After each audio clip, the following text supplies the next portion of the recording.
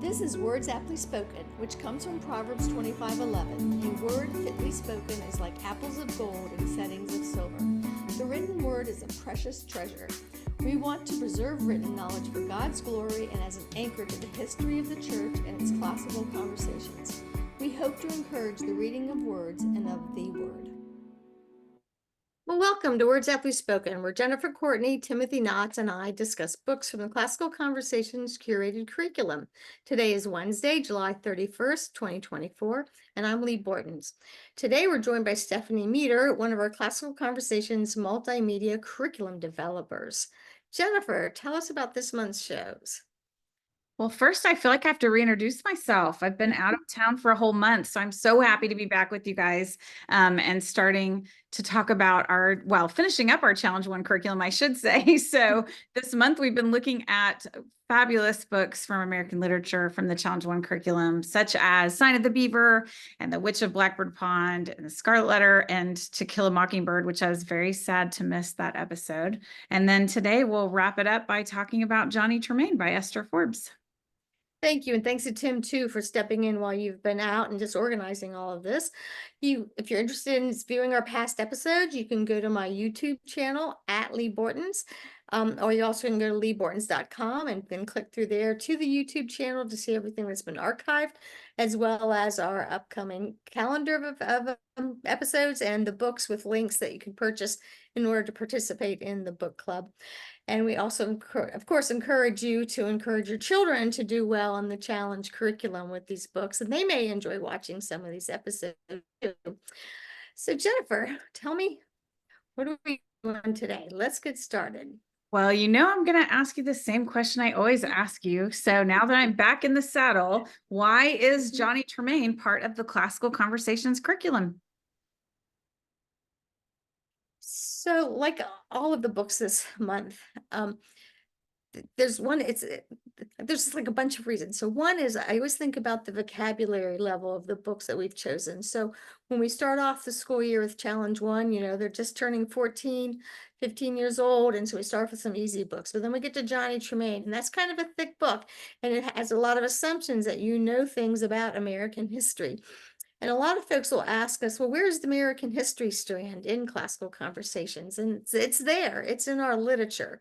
So Johnny Tremain is one of those great introductions from a young person's perspective to why in the world we end up having a revolution, who were the key players, and what were the results of that encounter. So, and of course, it's taken from, once again, a coming of age kind of story where there's a young man who is asked to do things that an adult would normally be responsible for. And there's quite a bit of tragedy in the book too. So it's just very realistic story of the revolutionary time period.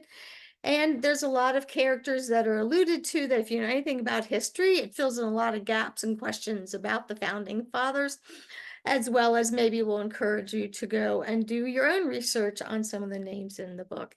So it's a big enough book at a big enough period of time to bring together the real true spirit of our patriotism and what it meant to be free as Americans. And it's a very approachable book, like so many of ours are. Yeah, I know. I really appreciated having read it before I went to Boston the first time many, many years ago. I felt like I was walking into the pages of the book as I went through all the sites from Revolutionary history. And in my own home, my kids enjoyed coming of age stories, but my son particularly enjoyed stories of young men who were apprentices because I think he always longed to have that kind of responsibility. And I'm grateful that his father gave it to him at a pretty young age and took him to work with him. But he really was drawn to stories where young men had adult responsibilities. And this is one of those stories, as you mentioned. So yeah, I mean, that's our theme this month. There's a lot of just really young men and women you can look up to. Yeah. Absolutely. They're capable of a lot. So, Stephanie, like so many of our books, this book, Johnny Tremain, and also its author, Miss Esther Forbes, have won some awards. So why don't you tell us about her and about her as an author? Yeah, so she was born in the 1800s, 1891. And then she passed away in 1967. She was 76. So she was born in Massachusetts, so kind of grew up in New England. and then went to school or university in Wisconsin, where she was part of the editorial board of the Wisconsin Literary Magazine. And she worked with the author who wrote The Yearling, Marjorie Kennan Rawlings. So they got to collaborate, not really collaborate necessarily, but they were friends. And so I always think that's fun when authors cross paths like that. When Esther Forbes started doing research for her books, her mom actually did a lot of the research with her, and they partnered on that historical fiction project. So a lot of Esther Forbes' books are historical fiction, and she also wrote a biography of Paul Revere. So she really just enjoyed that time period and getting to know more about the American Revolutionary War. So Johnny Tremain is her best known work, probably the award winner. And it is, like we said, set in the Revolutionary War before and then during that. And Johnny Tremain is an apprentice to a silversmith. And we're not too sure about his family, especially at the beginning. He seems like maybe he's an orphan, maybe he doesn't have any family. There's some questions about belonging and growing up and what it means to be a good man. Yeah, that's been the theme of a lot of the books we've touched on. I was thinking about Crispin, particularly as you were talking, and Nat Bowditch. So we've gotten to see this theme a few times. So Tim, we've talked several times now about coming of age. I think we've dropped that word a few times. So this is, in fact, another coming of age story. So we'll start with you and then open up to other folks. But how do you see that theme in this story, and how do students respond to it? Yeah, so obviously, as Lee already mentioned, there's that aspect of coming into being a working person, right? That there's the labors or the responsibilities of an adult that are at play here. And that's really where we start the story, where he's a silversmith's apprentice and is trying to rise through the ranks of the apprentices, being the sort of the favorite, and some things go pretty badly wrong for him. And so overcoming obstacles is another one of those parts of a coming of age story. This book definitely has the boy-girl dynamic going on in it. Johnny has interest in a young woman, and that's, as always, very complicated, and becomes even more complicated as the story goes on, when he has those obstacles that get in his way, and she doesn't quite look on him the same way anymore, when he's lost some of his prospects. And so that's part of a coming of age storyline that we see pretty frequently. He deals with some sort of class and society issues. He's again, as was mentioned, we don't know a lot about his family at the beginning. We learn some as the story goes along, but he desperately longs to be accepted in some ways by the upper class people in Boston, the sort of old blue blood families, and struggles with the way that he's viewed by society. But does end up finding his place amongst at least some of those people. And again, that's part of this story arc. And then probably last thing I'd point out is that as the story goes on, he becomes more and more aware that the world that he lives in is not limited to the girl he's interested in and the sort of the politics of the forge that he works in, but instead he starts to become aware of all those political tensions, and that there are factions in the city, and that not everything is as simple as they look when you're a child. And he starts to have much more of that understanding that the world is a big place with a lot of complicating things, and finding your way in it is harder than just becoming the best apprentice or attracting the interest of a girl.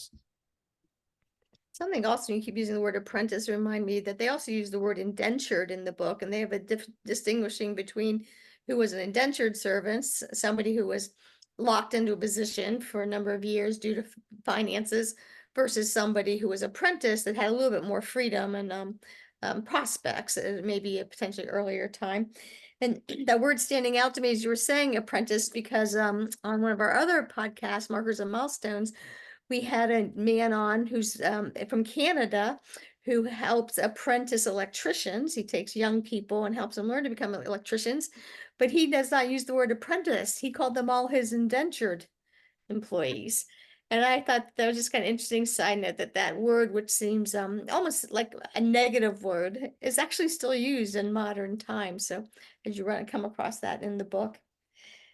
So just a Yeah. little side note. That's fun. I like thinking about, we've talked about that quote from Chesterton before about education being the soul of a society, handed down from one generation to another. And that really is what apprenticeship is. And so hopefully, I'm hoping like what you're finding on markers and milestones, that there'll be more and more of that for our young men and women. I was thinking as you were talking, Tim, about the stories in which, so I think as Americans, we don't like being limited or, we don't like being limited in scope with our opportunities. That's anathema to us as Americans. It feels like it's the opposite of who we are. And the older I get, the more fascinated I am by those stories where the limitations and the obstacles that were placed in our own paths or the people that we're reading about are the thing that allow them to grow into the person they're supposed to be and fully into their destiny. And so if we think about Robin in The Door on the Wall a few weeks ago, he has some limitations and those things allow him to grow into who he's supposed to be. And I think the same thing is true of Johnny Tremain. So it's fun to see those connections. I don't know if Stephanie wants to add something, but do you have something to say now? Because I have another. Kind of. It's flirting with a spoiler, but since in a book club we're supposed to have read it. Like Jennifer, I was just thinking about that. So what the inciting incident maybe is Johnny's hand gets burned, and he's handicapped. His thumb is fused to his hand, and so he can't be a silversmith anymore. And at the end of the book, this is the real spoiler, a doctor says that he thinks he can fix Johnny's hand. And I was thinking about the fact that, or just what a different story it would be if the doctor had paid closer attention at the beginning of the story and offered to fix his hand right away. Everything else in the middle would have been different. Without that limitation, Johnny would not have grown so much as a person. He would have not even gotten swept away into this adventure because he only got swept away because he had to leave his apprenticeship. It really is the limitation of his handicap that led him to becoming the person he is completely. Yeah. Good. I don't think it's a spoiler alert. You're allowed to talk about the story. Because the other thing in talking about coming of age, and we've talked about this slightly, Jennifer, remind me if we actually talked about it more, but this is also a coming of age book for an entire country and peoples. And there's a lot of parallels between Johnny's life and his struggles and the early patriots and military men and founding fathers that we could talk about too. Yeah, and I appreciate that you said that, Lee, because one thing, at least for my own education, is that the further away we get from the Revolutionary War, the more in danger we are of losing those stories. And that thought of our nation being new and growing up. So if you read older children's books, for example, like Louisa May Alcott's Jack and Jill, where they were still having town pageants to commemorate what had happened with the founding fathers. We have lost those stories a bit. Sometimes we act like our country started at the Civil War for whatever reason, or just past the Civil War. And so I really appreciate that this book is still serving that place of reminding us of our nation being so new and all, and then growing up. Yeah, what does that say that when we have these 4th of July parades, that everyone throws candy out of their golf cart, but there's nobody with a George Washington hat on or Abraham Lincoln wig or beard or anything. We really are losing what those stories were, what those holidays are even about. I think one of the other things that I appreciate about this book is there are things that are really dislikable about Johnny. He's not sort of the good boy who something bad happens to, but everyone likes him, and yes, he grows up, but he's not really any different as a person. It makes me think of some of the other books that we read, like The Secret Garden, or sorry, there's another one I was just trying to, or I'd just been thinking of, but it went out of my head. Even Robin in The Door on the Wall. Sorry. Well, Sign of the Beaver. Matt is not a terrible person even at the beginning, so. Right, but there's things that are not they're not like attractive people where you want to imagine yourself being that person at the beginning. But as they grow into who they are, you find them more and more relatable because they're not two-dimensional. They're portrayed as people with flaws, and they're growing into something, but also then it's not a perfect person. Yeah, you could make comparisons between him and Joseph in the Bible, frankly. You know, what do you do when you are the favorite, and how you behave when you're in that situation really matters. So, well, good. Well, I know we're going to shift gears just a little bit, because I know, Tim, you mentioned in your one of your answers that Johnny gets involved in some politics during the Revolutionary War. So we kind of have the Whigs and the Tories, and the Whigs, or sometimes called the Patriots, are cast as the good guys in the book. So I wanted to talk about how Forbes does that, and what kinds of characters, and really, what does that even mean? Whigs versus Tories, those aren't our political parties today. So, so what do we know about these groups? Do you want to start us off, Lee?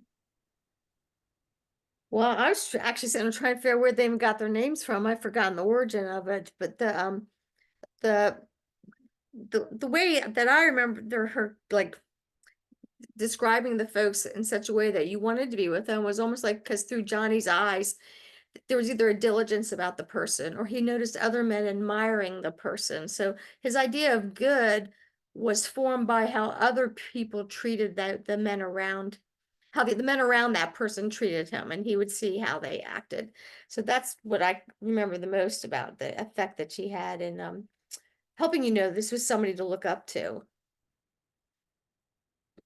Yeah, and I think to some degree, Lee, too, it's how they treat Johnny, right? He's dismissed and looked down on by most of the Tory characters, the Tory men in the story, whereas the Whigs are more open to getting to know Johnny or finding a place for him to be useful in their cohort. So um so it's not just the way the adults treat one another, but how Johnny views them treating him. Did you want to add anything, Stephanie? I do always think it's really interesting when you have two perspectives like that. Because depending on either side can be cast as the good guys or bad guys. I think that we do think that the Whig ideas and the Patriot ideas, I think that I think they were right. But if you were writing the story from another perspective, I'm sure you could make a case for the Tories being the good guys. And I think it's interesting to watch how authors bring you along to the perspective that she wants you to have. So the characters that, like you've said, treat Johnny well are typically the Whigs, and the characters that are most dislikable are the Tories. And so that helps readers who might not already know which side they would be just by the terms Whig and Tory, kind of helps them know who they should be rooting for. Yeah, that's good.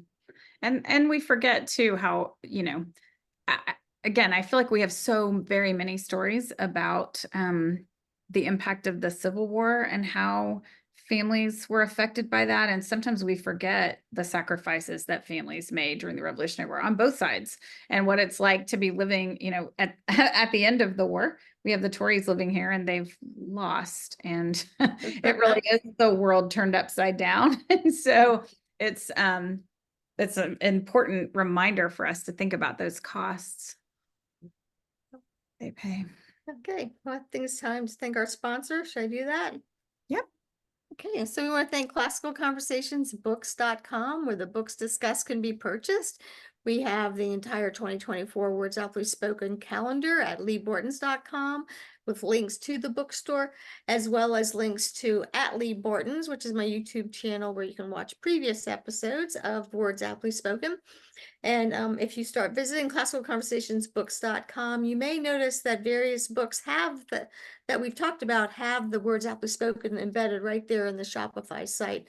So trying to give you a variety of ways to access these discussions to help you to both enjoy the books more and maybe be a better tutor. And then as a student, maybe you can kind of treat it like a cheat sheet, because I think we see some really interesting things.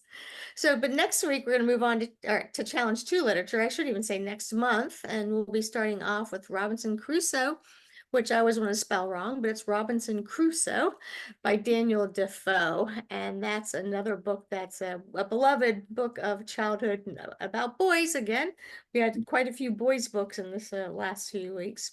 So I look forward to seeing everybody discussing that. All right, so now it's time to start talking about the book itself, I think. Jennifer, are you ready? Yep. So this is when we usually do close reads and of some passages. And I think, Tim, you have slides for us because these passages are a little longer. And so we're going to start with a passage that talks about what it would be like on a typical morning for the apprentices to the Lapham family. And I think, Stephanie, you're going to read our first quotation for us. Is that true? Yep. All right. So, Johnny, Mrs. Lapham called up the stairs. You get them 2 lazy lugabeds up. Get them down here. You pull that worthless dove right out her bed. You give Dusty a kick from me. I'm waiting for him to fetch fresh water so as I can get on with breakfast. Johnny Tremain was on his feet. He did not bother to answer his mistress. He turned to the fat, pale, almost white-haired boy still wallowing in bed. Hear that, Dove? Oh, you leave me lay, can't you? Grumbling, he swung his legs out of the bed the 3 boys shared. Johnny was already in his leather breeches, pulling on his coarse shirt, tucking in the tails. He was a rather skinny boy, neither large nor small for 14. He had a thin, sleep-flushed face, light eyes, a wry mouth, and fair, lank hair. Although 2 years younger than swinish Dove, inches shorter, pounds lighter, he knew, and old Mr. Lapham knew, busy Mrs. Lapham and her 4 daughters and Dove and Dusty also knew that Johnny Tremain was boss of the attic and almost of the house. Dusty Miller was 11. It was easy for Johnny to say, "Look sharp, Dusty," and little Dusty looked sharp.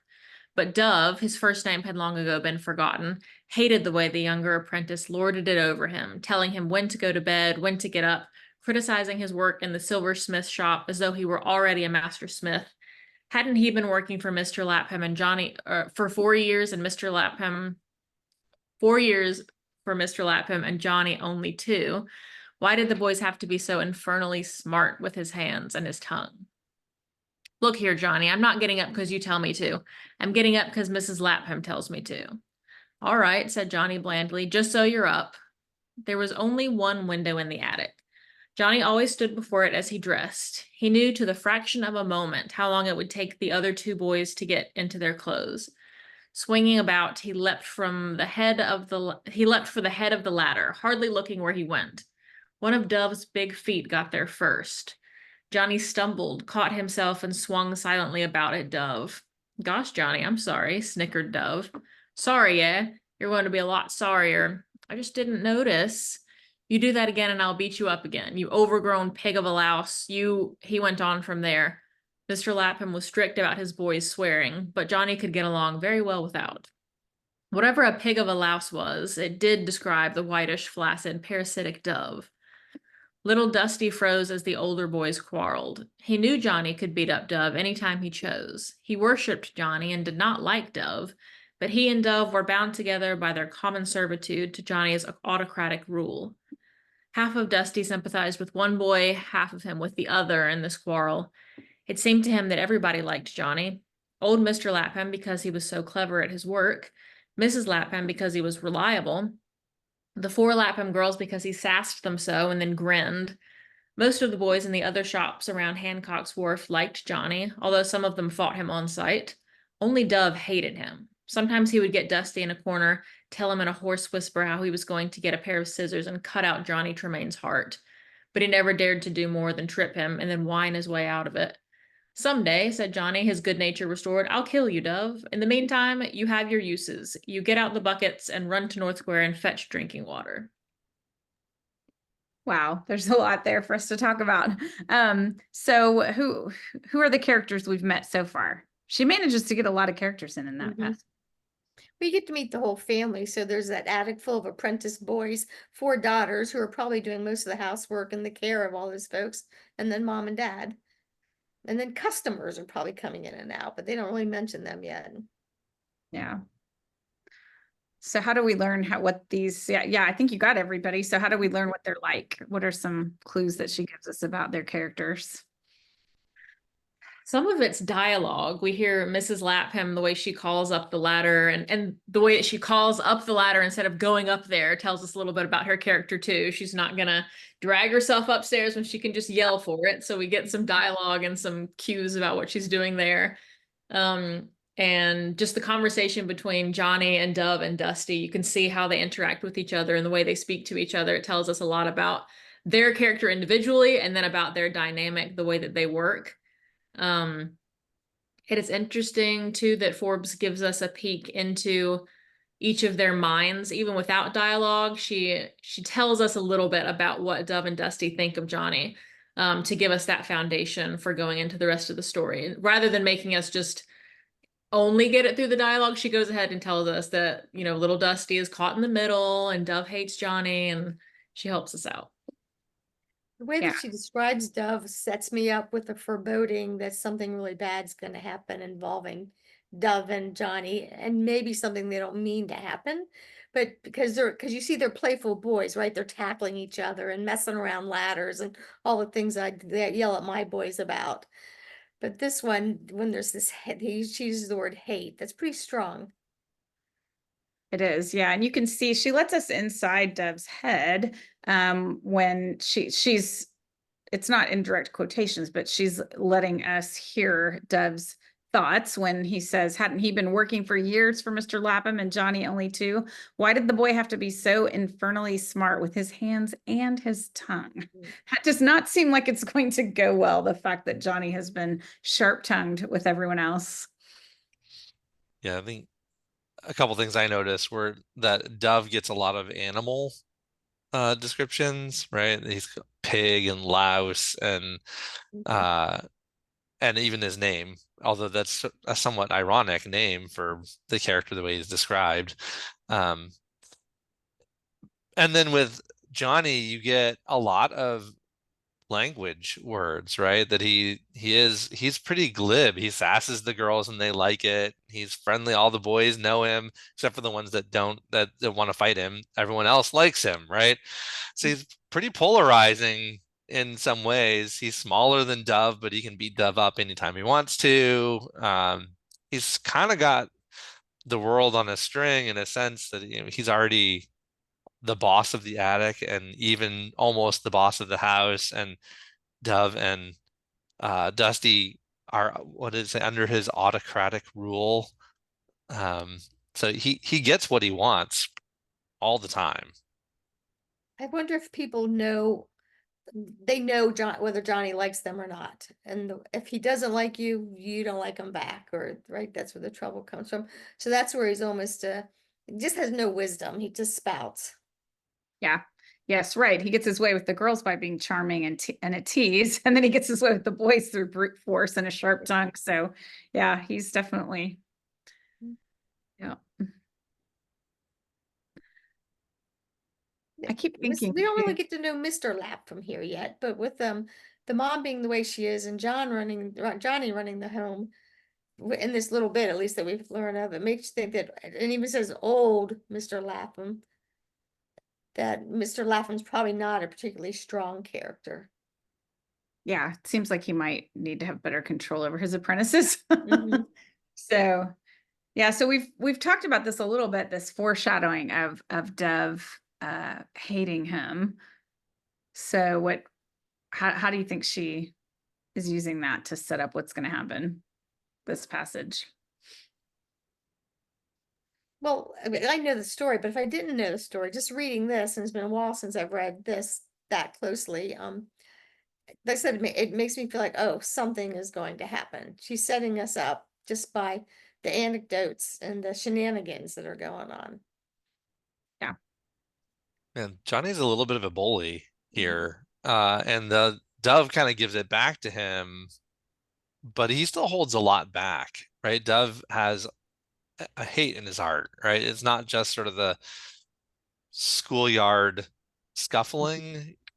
there's more going on, and she does a good job of showing that. Like this, when Dove would get Dusty into a corner and plot about how he wants to kill Johnny, like it's not just grumbling. So there's some tension building. Mhm. Yeah, I was thinking about that too. We have this conversation at our house all the time about why the 10th commandment. Everything else is an action, but the 10th commandment is about your heart, and it's about not being envious and coveting what someone else has. And that's clearly Dove's problem here. He is very envious of Johnny's gift. And obviously Johnny is at fault for being who he is, but I think that Dove gives us a sobering lesson too. What do you do when you're around someone who is more gifted than you? Because that will always happen to you in your life. Yeah, this is reminding me of another book reading challenge one, Billy Budd and the shenanigans on a close ship, small ship with grown men who are both just not necessarily nice characters as well as envious and hateful of one another. So even though these guys can get out of the house and go about town, they are spending a lot of hours. They sleep together, they work together, whatever education they get is probably together. So there's a lot of opportunity for this fuel to be inflamed. Yeah, absolutely. Close quarters. What is it? Familiarity breeds contempt. That the saying. Well, we talked about the politics being one of the themes. So we've kind of touched on the apprenticeship, but let's fast forward and talk a little bit about the entrance of politics into the story. And so we're going to fast forward to chapter 8 to a meeting of the Patriots, and we're going to hear from the character of James Otis, who is brilliant but also insane. So I think, Tim, you're our next reader. Isn't that true of many successful politicians? Brilliant and insane. Um, all right, here we pick up this story. Sammy Otis said to Sam Adams, "For what will we fight? To free Boston from these infernal redcoats and—" "No," said Otis. "Boy, give me more punch. That's not enough reason to go into a war. Did any occupied city ever have better treatment than we've had from the British? Has one rebellious newspaper been stopped? One treasonable speech? Where are the firing squads? The jails jammed with political prisoners? What about the gallows for you, Sam Adams, and you, John Hancock? It's never been set up. I hate those infernal British troops spread all over my town as much as you do. Can't move these days without stepping on a soldier. But we're not going off into a civil war merely to get them out of Boston. Why are we going to fight? Why? Why?"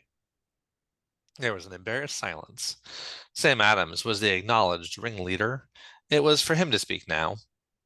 "We will fight for the rights of Americans. England cannot take our money away by taxes."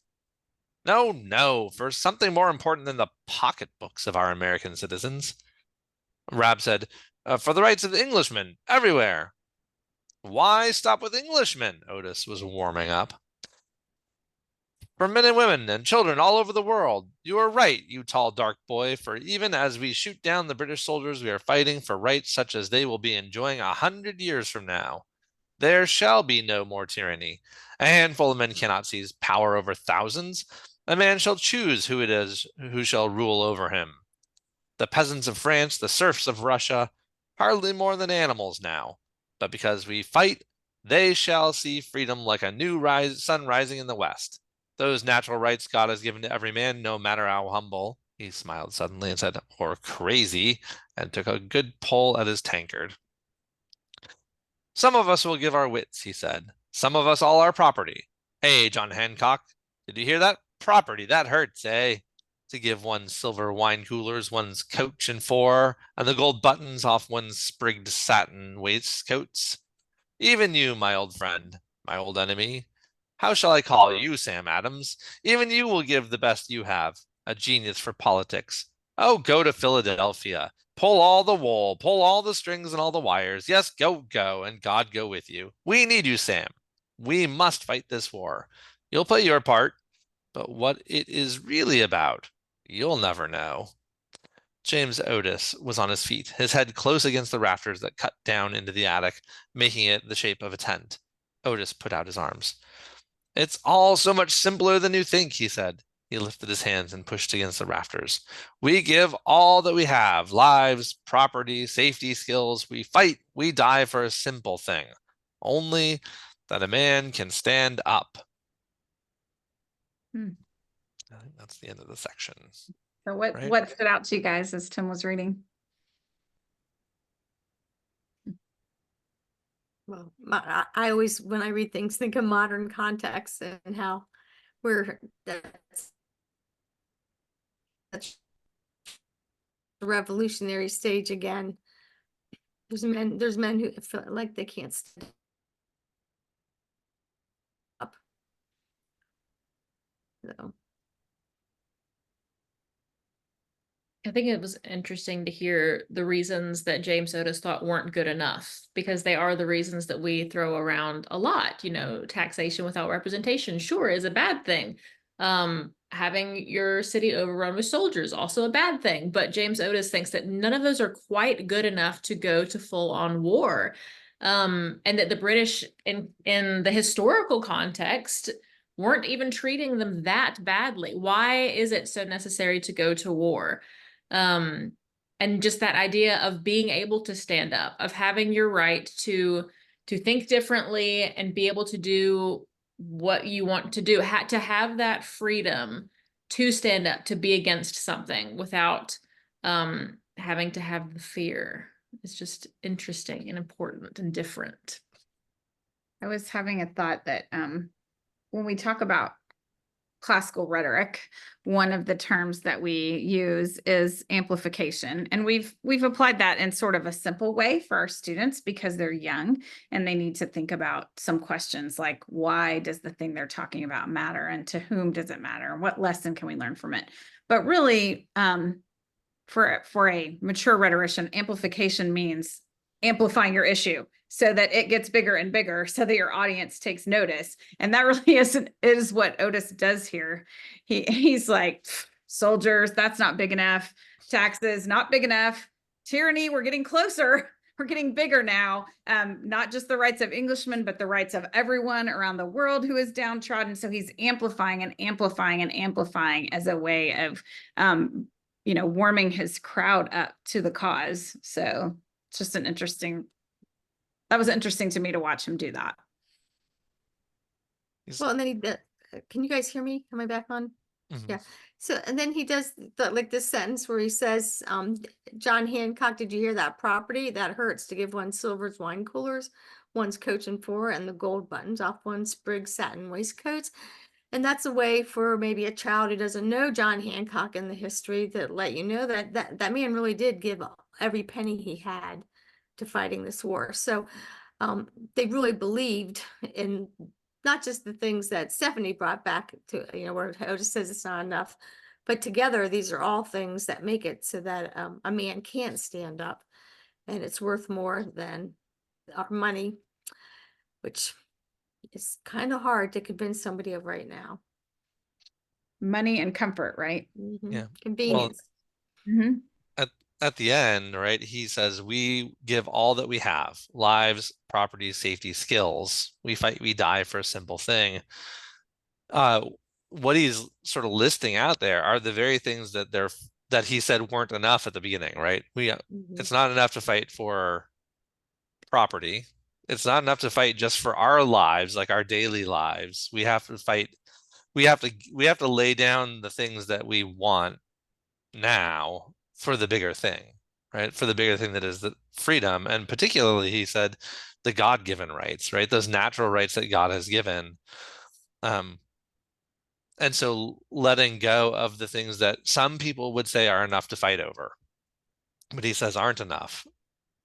So there's actually a beautiful contrast going on, and something that harkens to that document that eventually gets written, right? That says that we have the rights to life, liberty, the pursuit of happiness, but it's a right to them, a right to the pursuit of them, not to the having of them. Important distinction. Very important what you just said. Yeah. I also love where he looks at Sam and says, should I call you my enemy or my friend? I mean, it's not a light thing to be with your neighbors and decide to go to war. And I'm sure they had lots of arguments where whether they eventually agree on the final outcome, but the reasons for it could be very different.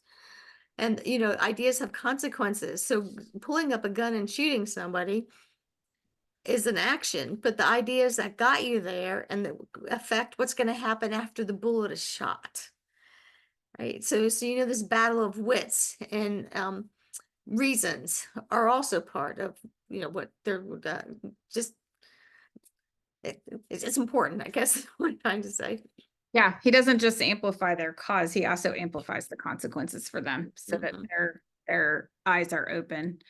That's Yeah. probably a good transition into our last passage, because one of the sobering things about coming of age stories sometimes is when a character has a brush with either a family member getting gravely injured or killed, and just that's a moment moving toward adulthood where you have felt secure and safe and these things don't happen. And so we're going to see that with Johnny here in our last passage. So I think Lee, you're our reader this time. Okay, am I gonna get the blue screen?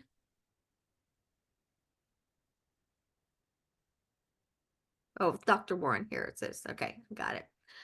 Dr. Warren whistled to his mare, who followed him like a dog. Johnny entered the tavern on Warren's heels, and to the right was the tap room, full and overfull. Johnny half heard the same conversation going on here that he'd listened to when he'd stopped to buy food at the other tavern. Had they all been heroes, or did they just talk and do nothing? Rab never had said much, but he'd done all a man might. The boy had been carried to a back chamber on the second floor. He was not in bed.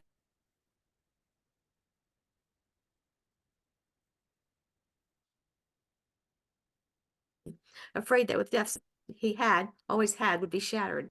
He had lived with Rab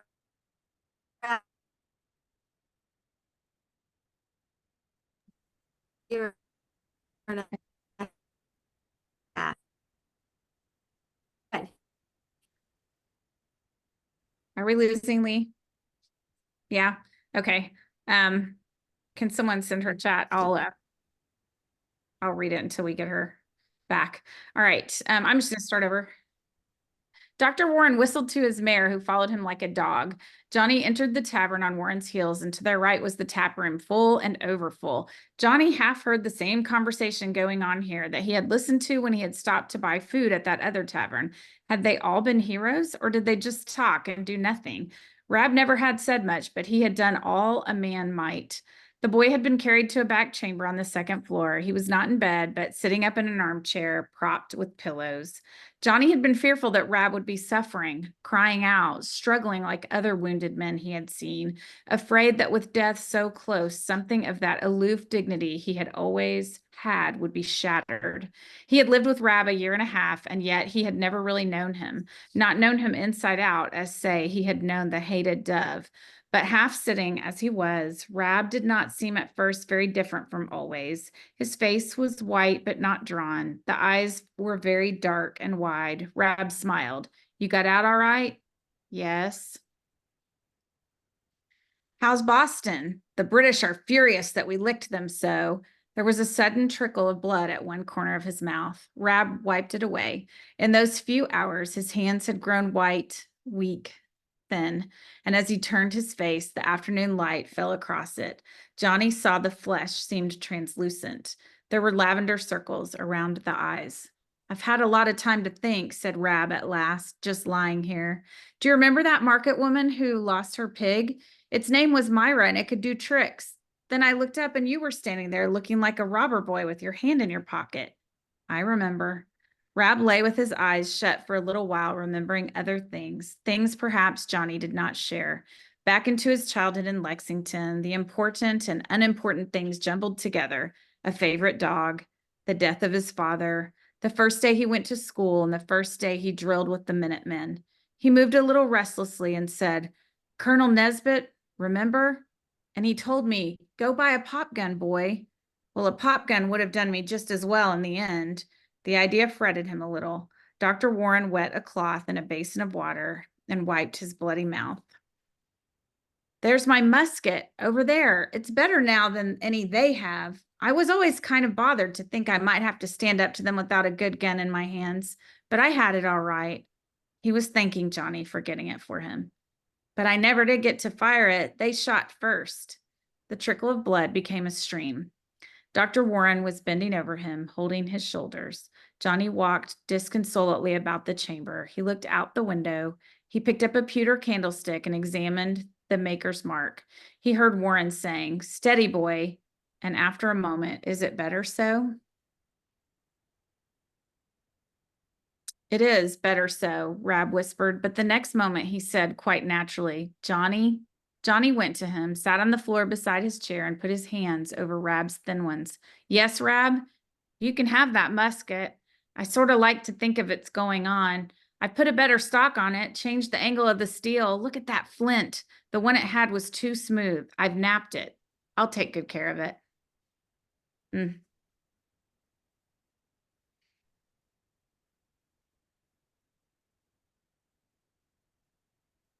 It's hard to break Well, the silence after that one, huh? yeah. Well, I don't want to say, I keep losing my internet, so I'll just listen to you guys finish up. Okay. Anybody have thoughts about this scene?